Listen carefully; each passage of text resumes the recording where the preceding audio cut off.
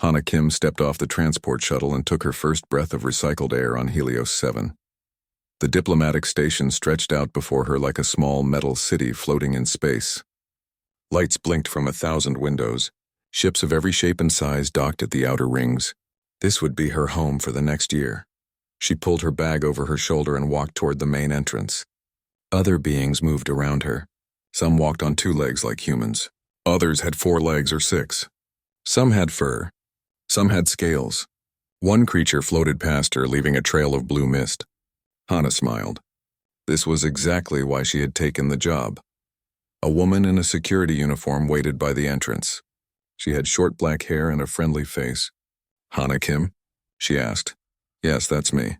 I'm Yuna Park, station security. I'll show you to your quarters." Yuna picked up one of Hana's bags. "First time on a multi-species station?" "First time off Earth, actually," Hana admitted. Yuna laughed. "You picked quite a place to start. We've got 17 different species living here right now. The Vorath delegation arrived last week." "They're the big news, Vorath?" Hana asked as they walked through wide corridors. "Big cat-like aliens, warriors, very proud, very strict." Yuna lowered her voice. "They brought 3 cubs with them. Poor little things. The Vorath don't exactly coddle their young." They passed through a large common area. Hana saw beings of all kinds eating, talking, and working. In one corner, she spotted them. 3 small creatures with golden fur sat at a table. They looked like lion cubs mixed with something humanoid. They had large eyes, small fangs, and tiny claws. One of them, the smallest, was trying to eat something that looked too big for its mouth. An adult Vorath stood nearby. It was massive, nearly 7 feet tall, with dark fur and yellow eyes. It barked something harsh in its own language. The smallest cub flinched and dropped its food. Hana stopped walking. "Are they okay?" "Don't stare," Yuna warned quietly. "The Vorath have their own ways. We don't interfere," but Hana couldn't look away. The cub's ears were flat against its head. It looked scared. The other 2 cubs sat perfectly still, not moving, barely breathing. Yuna tugged her arm gently. "Come on, I'll show you your room." That night, Hana couldn't sleep. She kept thinking about those 3 small faces, about the fear in their eyes. She knew different cultures raise children differently. She knew she shouldn't judge, but something in her chest ached. The next morning, she started her work. Her job was to help different species understand human culture and help humans understand alien cultures. She spent hours in meetings, learning protocols, studying languages. But whenever she had free time, she found herself watching the cubs. She learned their routine. Every morning, they trained in a special gym. An adult Vorath made them run, climb, and fight. When they made mistakes, the adult shouted at them. The cubs never cried. They just tried harder. Every afternoon, they studied in a quiet room. They learned languages, mathematics, and Vorath history. If they gave wrong answers, they didn't get dinner. Every evening, they sat together in the common area. They were allowed 1 hour of free time before bed. They mostly sat in silence, looking at nothing. After 3 days of watching, Hana made a decision. During their free hour, she walked to their table. She carried a small bag with her. The 3 cubs looked up at her. Their eyes were cautious, suspicious. "Hello," Hana said softly. She sat down slowly, keeping her distance. "My name is Hana." The cub said nothing. The largest one, a female, moved slightly in front of the other 2. Hana reached into her bag. Very slowly, she pulled out 3 things. A chocolate bar, a small book with colorful pictures, a soft cloth toy shaped like a bear. She placed them on the table and pushed them toward the cubs. Then she stood up and walked away. Behind her, she heard small gasps of surprise. The next evening, she did the same thing. This time, she brought fruit from the human section. She set it down and left without a word. On the 3rd evening, when she arrived, the largest cub spoke. "Why?" Her voice was small but brave. Hana sat down. "Because you're children. Children should have nice things. We are cubs, not children," the cub said. "We are training to be warriors." "You can be both," Hana said gently. She pointed to each cub. "What are your names?" The largest cub studied her for a long moment. Then she said, "I am Kira." She pointed to the medium-sized cub beside her. "This is Tao." She pointed to the smallest. "This is Rin. It's very nice to meet you, Kira, Tal, and Rin." Rin, the smallest, touched the toy bear with one tiny claw. "Soft," she whispered. You can keep it, Hana said. Training Master Grath will take it away, Tal said. He was watching her with intelligent eyes. He says soft things make soft warriors. Hana felt anger bloom in her chest, but she kept her voice calm. Then keep it hidden. It can be your secret. Over the next 2 weeks, Hana visited the cubs every evening. She learned more about them. Kira was 12 cycles old, brave and protective. Tal was 9 cycles, clever and curious. Rin was 7 cycles, gentle and artistic. They had no parents. Their family had died in a war. Now they were being raised by the whole Vorath delegation, which meant they belonged to everyone and no one.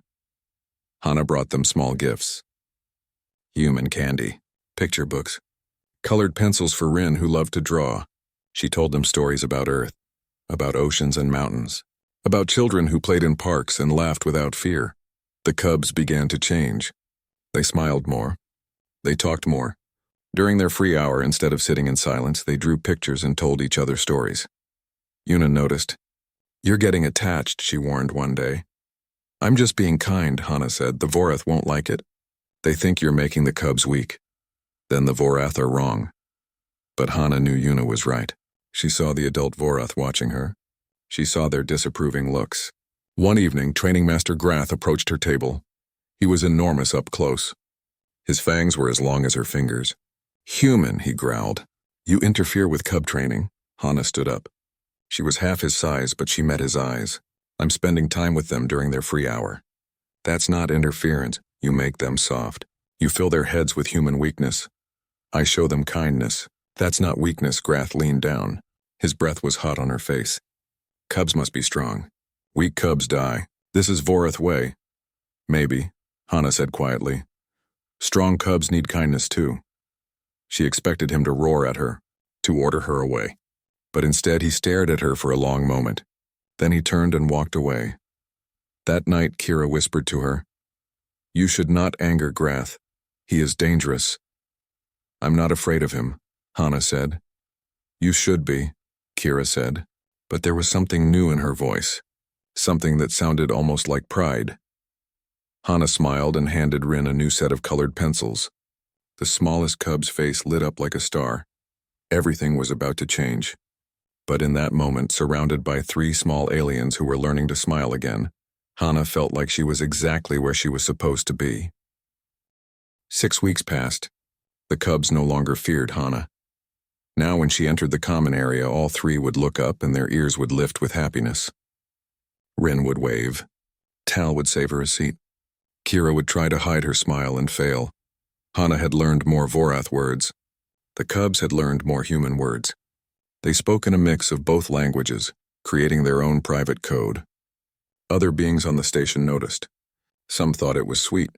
Others thought it was inappropriate. One morning, Hana was working in the engineering section when a tall man approached her. He wore grease-stained coveralls and had kind eyes. You're Hana, right? The woman who's friends with the Vorath cubs? He asked. That's me, Hana said. I'm Taeyang Cho. I work on the station engines. He smiled. I saw you yesterday in the common area. Those cubs follow you around like ducklings. Hana laughed. They're good kids, cubs, whatever we're supposed to call them. The Vorath call them cubs until they're 15 cycles old. Then they do a warrior ceremony. Taeyang sat down beside her. My sister has kids back on Earth, 5 and 7 years old. When I see those little Vorath, I think about her kids. Nobody should grow up without kindness. That's what I think too, Hana said. Just be careful, Taeyang warned. I heard Training Master Grath complaining about you to Ambassador Vex. He says you're corrupting traditional Vorath values. Hana felt her stomach tighten. What did the ambassador say? He told Grath to allow it for now. The ambassador said the cubs' test scores have improved since you started spending time with them. They're learning faster and performing better in training. Taeyang shrugged. Apparently happy cubs are better students. Who knew? That evening, Hana brought a new game to teach the cubs. It was a simple Earth game with cards and colors. The cubs loved it. They played for their entire free hour, laughing when someone made a mistake, cheering when someone won. Rin won 3 times in a row. She was so happy that she hugged Hana without thinking. Then she froze as if she had broken a rule. Hana hugged her back gently. It's okay, Rin, hugs are good. Tal watched this carefully. Vorath do not hug, he said. But his voice was curious, not critical. Humans do, Hana said. When we care about someone, we hug them. It makes us feel safe and loved. Kira tilted her head. What is loved? The question broke Hana's heart. These children didn't know what love was. She took a deep breath and tried to explain. Love is when you care about someone more than yourself. When you would do anything to keep them safe and happy. When you think about them even when they're not there. Like pack bond, Kira said slowly. Our ancestors had pack bonds. Before we became civilized. Maybe it's the same thing, Hana said. Rin was still pressed against Hana's side. Do you love us, Hana friend? Hana felt tears sting her eyes. She wrapped her arms around all three cubs. Yes, I do. From across the common area, Training Master Grath watched. His yellow eyes were cold. Beside him stood Ambassador Vex, an older Vorath with gray fur and wise eyes. They spoke in low voices, you see? Grath growled. The human fills their heads with soft concepts, love, hugs. They will not survive their warrior trials. Ambassador Vex watched the cubs laughing and playing. They look stronger to me, Grath, happier, healthier. Happiness is not strength. Perhaps, the ambassador said quietly. Or perhaps we have forgotten something important. The next day, something happened during training. Rin was practicing combat moves with Grath. She was supposed to strike a training dummy with her claws. But she was small and the dummy was hard. She hit it wrong and fell backward. Grath loomed over her. Pathetic, he roared. A warrior who falls will die. Get up and try again. Rin scrambled to her feet. Her eyes were wet, but she didn't cry. She tried again. She fell again. Useless, Grath shouted. You disgrace your ancestors! Hana happened to be walking past the training room. She heard Grath's voice. She heard Rin's small gasp of pain. Before she could think, she pushed through the door. That's enough, Hana said firmly. Grath spun around. Human, this is not your concern. She's trying her best. Shouting at her won't help. I train warriors, not pets. Hana walked to Rin and knelt beside her. The cub was shaking. You're doing great, Rin. You're brave and strong. You just need a different approach. She showed Rin how to position her feet differently, how to use her smaller size to her advantage, how to strike low instead of high. Rin tried again. This time she hit the dummy solidly and didn't fall. The little cub's face lit up with pride. Grath's growl was dangerous. You overstep, human. Hana stood up and faced him. You were breaking her down. I built her back up. That's what teachers do. For a moment she thought Grath might attack her. His muscles tensed, his claws extended, but then Ambassador Vex appeared in the doorway. Grath, the ambassador said calmly. That is enough training for today. Take the cubs to their study session. Grath bowed stiffly and left. The three cubs followed him, but all three looked back at Hana with wide eyes. Kira's look said, you were so brave. Tal's look said, you might have made things worse. Rin's look said, thank you. When they were gone, Ambassador Vex approached Hana. Up close, she could see the scars on his face and arms. He was old and had fought many battles. You are bold, Hana Kim, he said. I'm sorry if I overstepped, Hana said, but I couldn't just watch. Why do you care so much about our cubs? Hana chose her words carefully. Where I come from, we believe children are precious. All children. They should be taught with patience and encouragement, not fear and anger. Strong warriors can be built with kindness. Kindness, Vex repeated the word like it was foreign. We Vorath stopped using that word many generations ago. We believed it made us weak. And has abandoning kindness made you stronger? Vex was quiet for a long moment. I do not know anymore.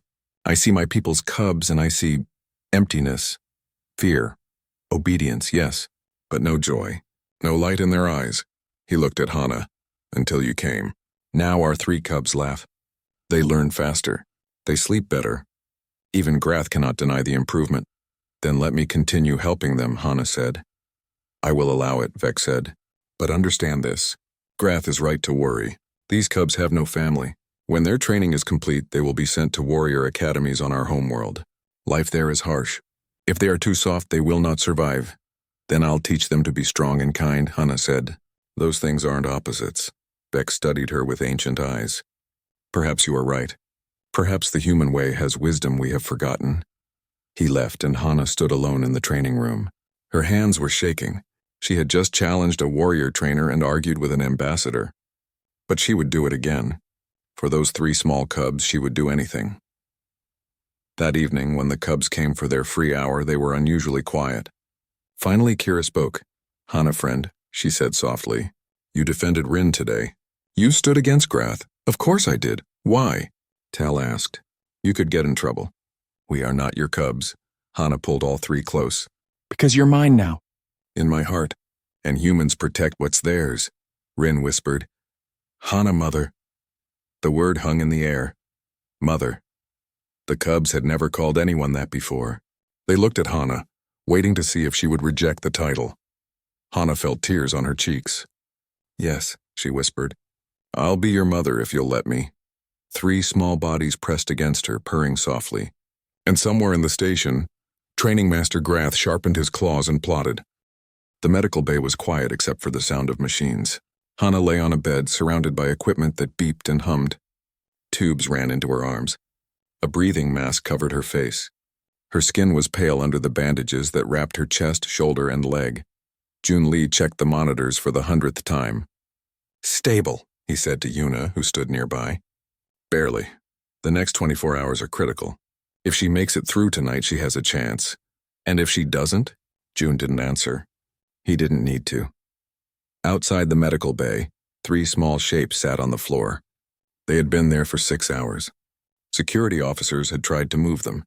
Medical staff had tried to convince them to eat. Even Ambassador Vex himself had come to collect them. Nothing worked. Kira sat closest to the door. Her ears were flat. Her eyes never left the entrance. Every time someone approached, she tensed. Tal sat beside her, his tail wrapped around his legs. He hadn't spoken since they took Hana away. Rin was the smallest, curled against Kira's side, making small whimpering sounds. Training Master Grath appeared at the end of the corridor. His heavy footsteps echoed. The cubs looked up. "Come," Grath commanded. "You will return to quarters. You will eat. You will sleep." None of the cubs moved. "I gave you an order," Grath growled. "Obey." Kira stood up slowly. She moved in front of Tal and Rin. For the first time in her short life, she looked a Vorath adult in the eyes. And she bared her fangs. The growl that came from her throat was small but unmistakable. Grath froze. Around them, other Vorath who had been watching also froze. Cubs did not growl at adults ever. It was unthinkable, against every social rule they had. "You dare," Grath said, his voice dangerous. Kira's growl grew louder. Tal stood up beside her. He added his own growl. Even Rin, tiny Rin, pulled herself up and made a small snarling sound. "We guard her," Kira said. Her voice shook, but her stance was solid. "She is Pack. She is ours. We guard her now." Grath took a step forward. All three cubs crouched low, ready to fight. They would lose. They were small and weak and untrained. But they would fight anyway. Because that's what Pack did. Ambassador Vex appeared behind Grath. He placed a hand on the warrior's shoulder. "Grath, stop. They show disrespect. They must be disciplined." "No," Vex said quietly. He moved past Grath and approached the cubs slowly. He knelt down, making himself smaller, less threatening. "Cubs, I understand. The human protected you. Now you wish to protect her. This is ancient behavior, from before we became civilized." "She is Hana Mother," Rin said through tears. "We guard Hana Mother." Vex was silent for a long moment. Other Vorath gathered in the corridor now, watching. This was unprecedented, unheard of. Cubs showing pack bond behavior. Cubs defying adults. Cubs guarding a human. Finally, Vex spoke. "Very well. You may stay. But you will eat when food is brought. You will drink water. You will stay out of the medical staff's way. Agreed?" The cubs looked at each other. Then Kira nodded. "Agreed." Vex stood and addressed the other Vorath. "The cubs will maintain their vigil. No one will disturb them. No one will try to remove them. This is my order as ambassador." Grath made a sound of protest, but Vex silenced him with a look. The crowd dispersed. The ambassador remained for a moment, studying the three small cubs. "We thought we had evolved past the pack bond," he said softly. "We thought it made us weak. But seeing you now, I wonder if we were wrong." He left them there. The cubs settled back into their positions, watching, waiting, guarding. Yuna brought them food an hour later. Meat and vegetables arranged on 3 plates. She set them down carefully. "You should eat," she said gently. "Hana would want you to eat." The cubs looked at the food. They were hungry. They hadn't eaten since morning. But they didn't move. One of you should eat while the other two watch, Yuna suggested. Take turns. That way someone is always guarding. Kira considered this. She nodded. Rin eats first. She is smallest. They took turns, one eating while two watched. When they were done, Yuna brought them water and blankets. It's going to be a long night, she said. Taeyang came by later. He sat down on the floor with them. Your Hana mother is very brave, he said. The medics say she shouldn't be alive. Most people would have died from those injuries. But she's still fighting. She is strong, Tal said. His first words in ours, yes, she is. And stubborn. Taeyang smiled. Just like you three. As night cycle began, the lights in the corridor dimmed. The cubs settled against each other for warmth. But they didn't sleep. They watched the door, waiting for any threat. Around midnight, a nurse tried to enter the medical bay. She was tall and moved quickly, carrying a tray of equipment. The sound of her footsteps woke the cubs from their half-sleep. All three jumped to their feet. Tal moved to block the door. He let out a warning growl. The nurse stopped, startled. I need to check on the patient. Kira stepped forward. Why? I'm a medical professional. I need to monitor her condition. Show identification, Kira demanded. The nurse looked surprised but pulled out her ID badge. Kira studied it carefully, even though she could barely read human letters. Finally, she stepped aside. You may enter, but we watch. Through the door's window, the cubs pressed their faces to the glass. They watched as the nurse checked Hana's vital signs and adjusted equipment. When she came back out, Tal sniffed her carefully. She smells like medicine, he reported to Kira. Not danger. The nurse looked down at the three small aliens. You're very protective of her. She is ours, Rin said simply. After that, word spread through the station. The cubs were guarding the human. Any medical staff who needed to enter had to show identification to three very serious small aliens. Anyone who spoke too loudly in the corridor received warning growls. Ambassador Vex visited again in the early morning. He found the cubs still awake, still watching. You have not slept, he observed. Pack does not sleep when Pack is in danger, Kira said. Vex sat down beside them. Do you know why your behavior is significant? Why all the adults are watching. The cubs shook their heads. Because you are showing instincts we thought were gone, lost, bred out of us over centuries. We became warriors, strong, disciplined. But we lost something important. We lost the pack bond, the protective instinct, the willingness to defend others at any cost. He looked at each cub. The human reminded you of what we once were, what we could be again. Hana Mother says strength and kindness are not opposites, Tal said. She is correct, Vex said. We Vorath forgot that truth. June came out of the medical bay. He looked exhausted. The cubs jumped to their feet. She's stable, he said quickly. Her condition hasn't improved, but it hasn't gotten worse. That's good news. Can we see her? Rin asked. June hesitated. Not yet. She's still too fragile, but soon. I promise. The cubs sat back down, relief visible on their small faces. Days passed. The cubs maintained their vigil. They ate when told. They used the bathroom quickly and hurried back. They allowed approved medical staff to enter, but questioned anyone unfamiliar. They slept in shifts, always leaving one awake to watch. Other beings on the station began bringing them things. A soft pillow from a Dalarian trader, warm blankets from the human crew, sweet cakes from the station kitchen staff. Everyone had heard the story. The human who fought 4 armed raiders to save 3 alien cubs. The cubs who now refused to leave her side. On the 3rd day, something changed. June came out of the medical bay with a smile on his face. She's awake, he said. The cubs were on their feet instantly. Can we see her? Please, please? June nodded. 5 minutes. She's very weak. Don't tire her out. The cubs rushed into the medical bay. Hana lay on the bed, her eyes open but heavy with pain medication. When she saw them, she tried to smile around the breathing mask. My cubs, she whispered.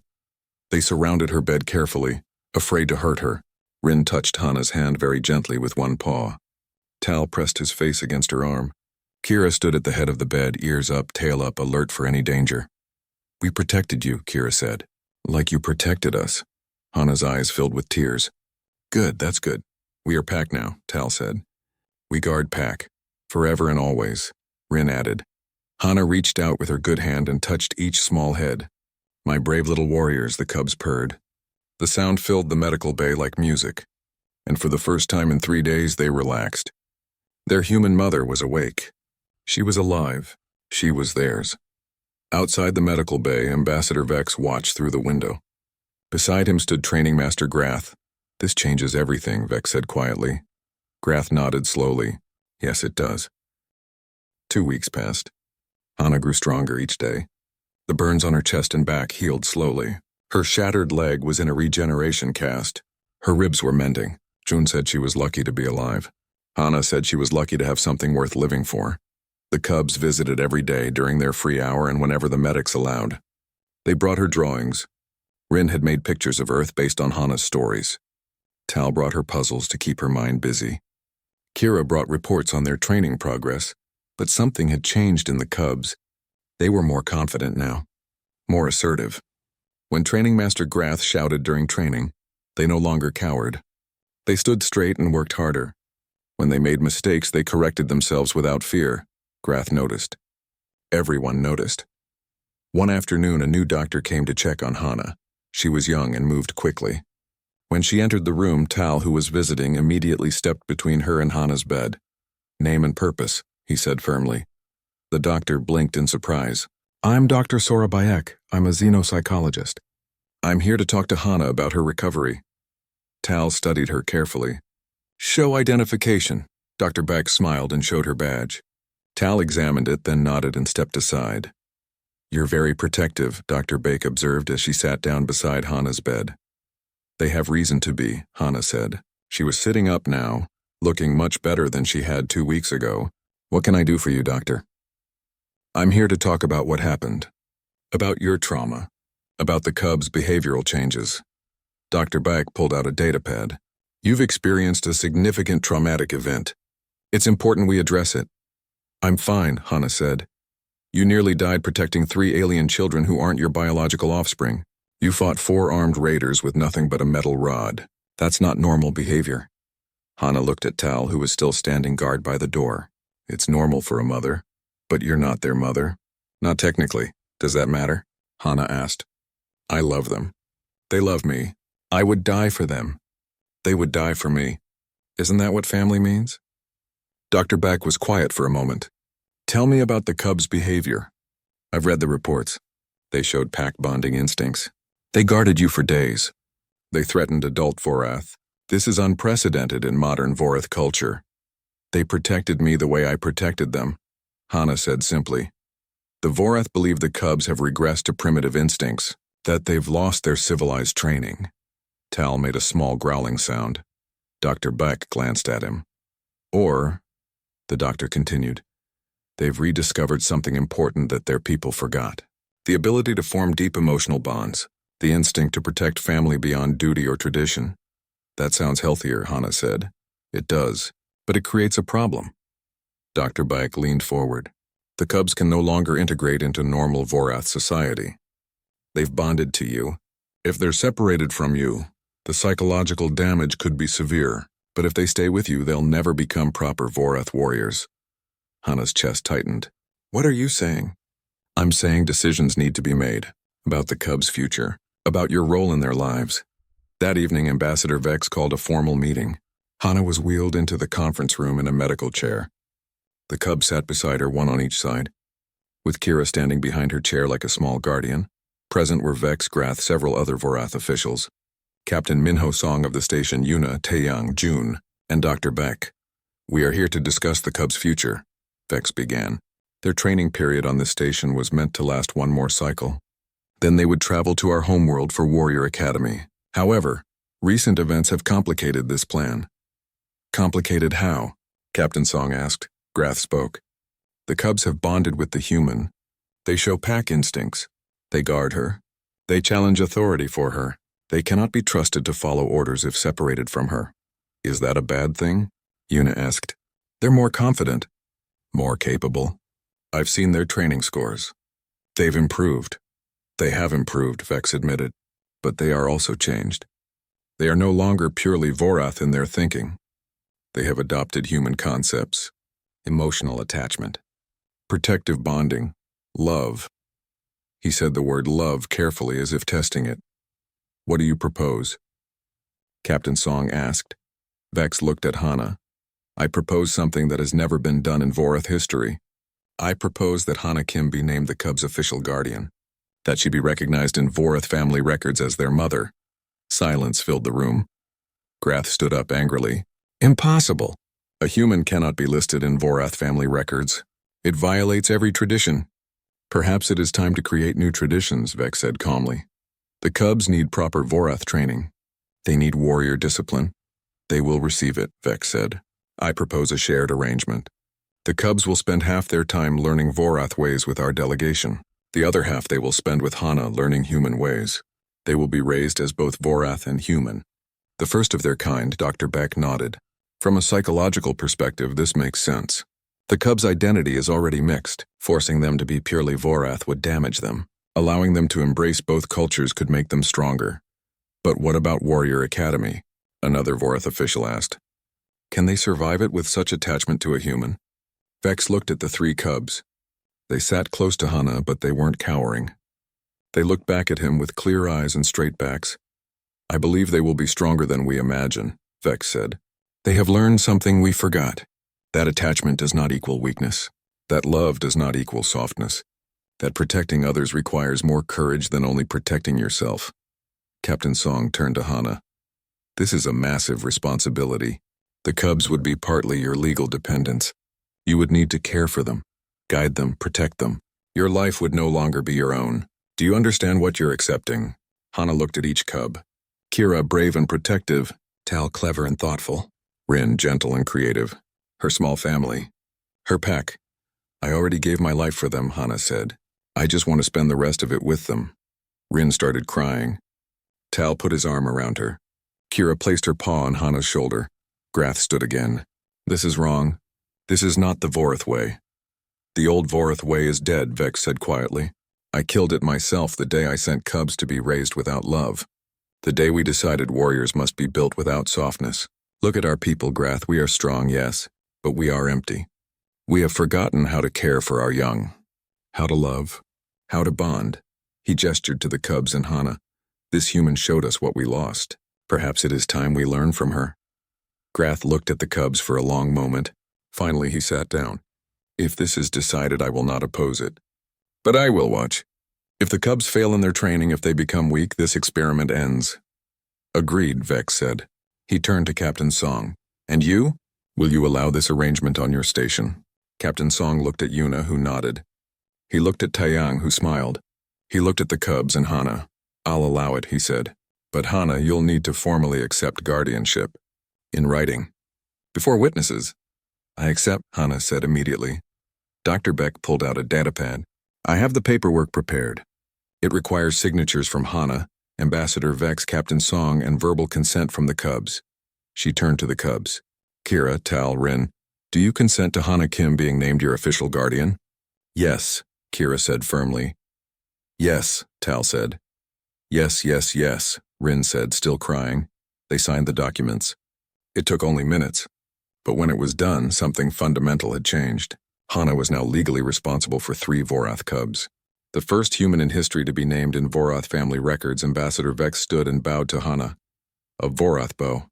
A sign of respect from warrior to warrior. You have done what I could not. You gave these Cubs what they needed most. Thank you. Hana bowed back, though it hurt her healing ribs. Thank you for trusting me with them. The meeting ended. As everyone left, the Cubs stayed close to Hana. Yuna stopped beside them. You know your life just got a lot more complicated, right? She said to Hana. Hana laughed. I know. Worth it? Hana looked at her 3 Cubs.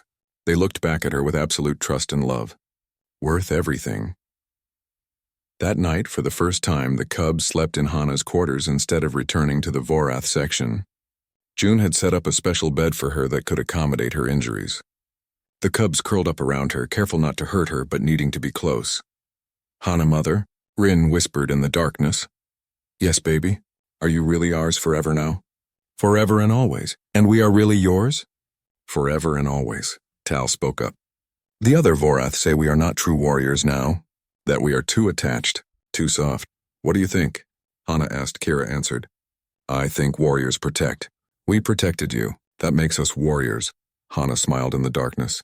The best kind of warriors. The kind who fight for love, not just honor. Will you teach us more human things? Tal asked. Stories and games and hugs? Yes. Will we still learn Vorath things? Kira asked. Fighting and honor and strength? Yes, you'll learn everything. You'll be both human and Vorath. You'll be unique, special. Will people treat us differently? Rin asked quietly. Hana thought about this. Yes, some will think you're wrong for being different. Some will be confused. The alarm started at 14:47 station time.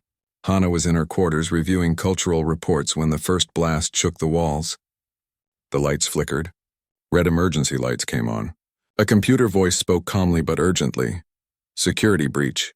All personnel proceed to safe zones. This is not a drill. Hostile forces have boarded the station.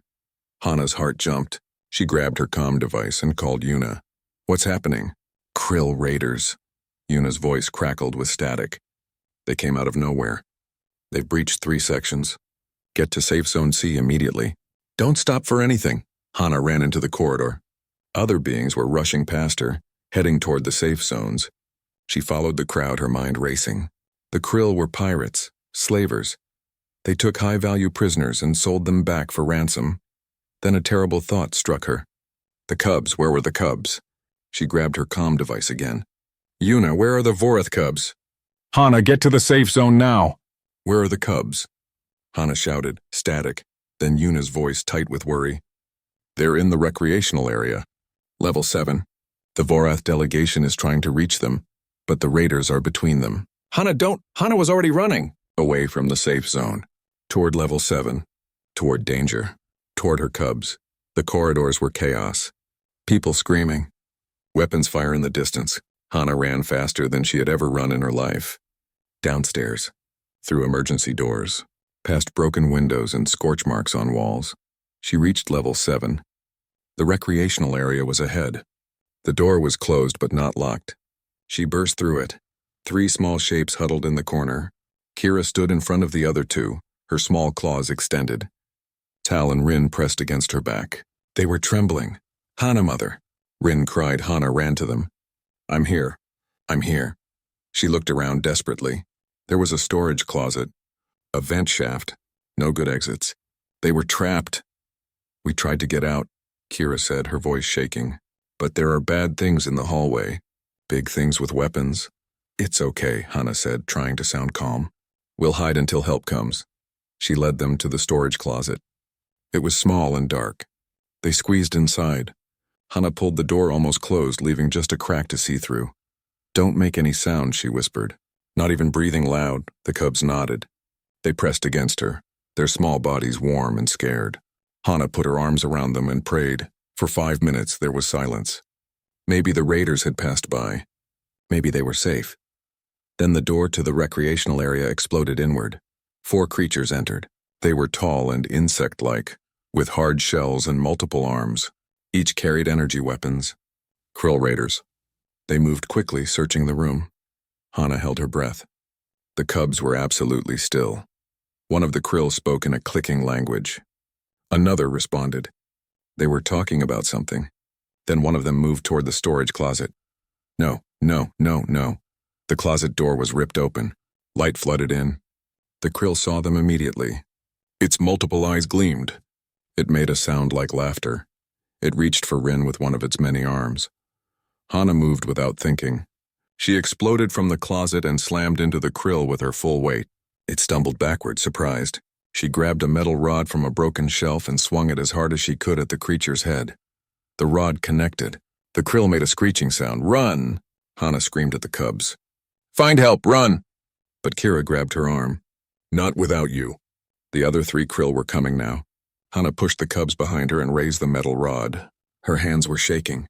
She had never fought anyone in her life. She was a cultural liaison, not a soldier, but she was also a mother now. And mothers protected their children. The first Krill recovered and fired its weapon. Hana dodged. The energy blast hit the wall behind her, melting metal. The heat washed over her back. She swung the rod again, hitting the weapon and knocking it away. But there were 3 more. A second Krill grabbed her from the side. Its hard shell was like armor. She couldn't hurt it with the rod. She did the only thing she could think of. She bit it. Hard. The krill shrieked and let go. The cubs were screaming. Not in fear now, in rage. Kira was trying to claw at the krill. Tal was throwing things. Rin was making high-pitched sounds that hurt to hear. "Stay back," Hana yelled. She swung the rod wildly, keeping the krill away from the cubs. One of them spoke. The words came from a translator on its chest. "Vorath cubs. High value. Come quietly or die." "You'll have to go through me," Hana said. The krill looked at each other. Then one of them said something that sounded like agreement. They raised their weapons, all of them. Aimed at Hana, time slowed down. Hana saw the weapons charging.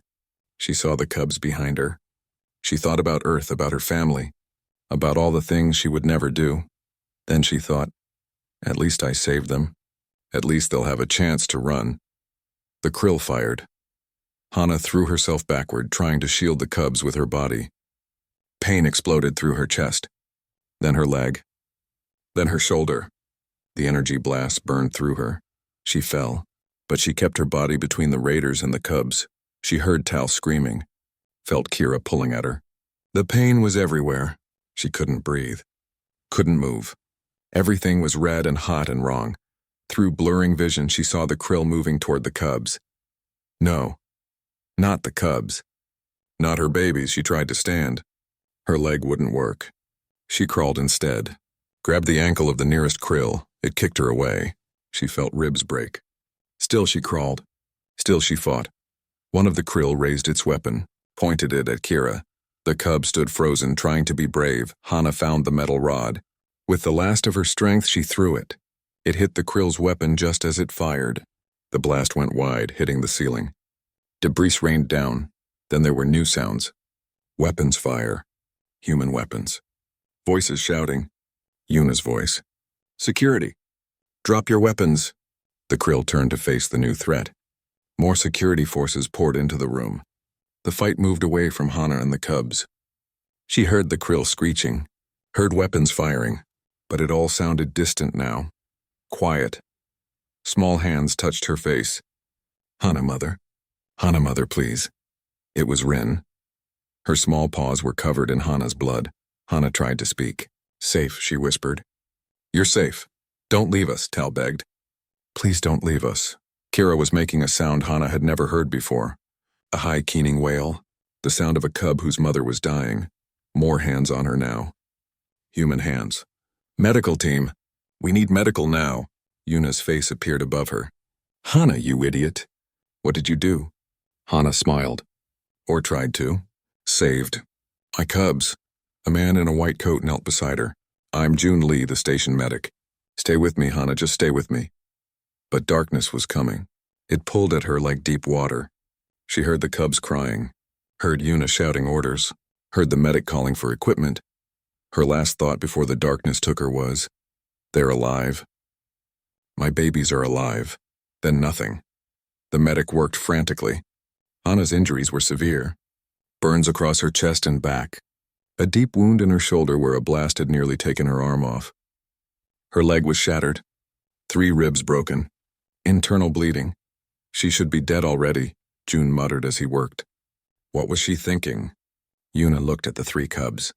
They stood together, covered in their human mother's blood, shaking and crying. Around them, security forces had subdued the krill raiders. She was thinking about them, Yuna said quietly. They put Hana on a stretcher. The cubs tried to follow. "No," June said firmly. "You can't come to medical. You'll be in the way." Kira bared her fangs. It was a small gesture. A baby's threat. But there was something ancient in her eyes. Something that spoke of wolf packs and lion prides and creatures who protected their own. "She is ours," Kira growled. Yuna gently pushed the cubs back. "I know, but you have to let the doctors help her. If you want her to live, let them work." The cubs watched as Hana was carried away. They stood in a pool of her blood.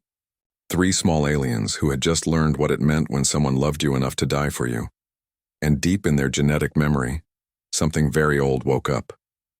Something the Vorath had tried to breed out of themselves over centuries of warrior culture. The pack bond, the protective instinct, the knowledge that some things mattered more than honor or strength or tradition. Family mattered, and the human had just proven she was family.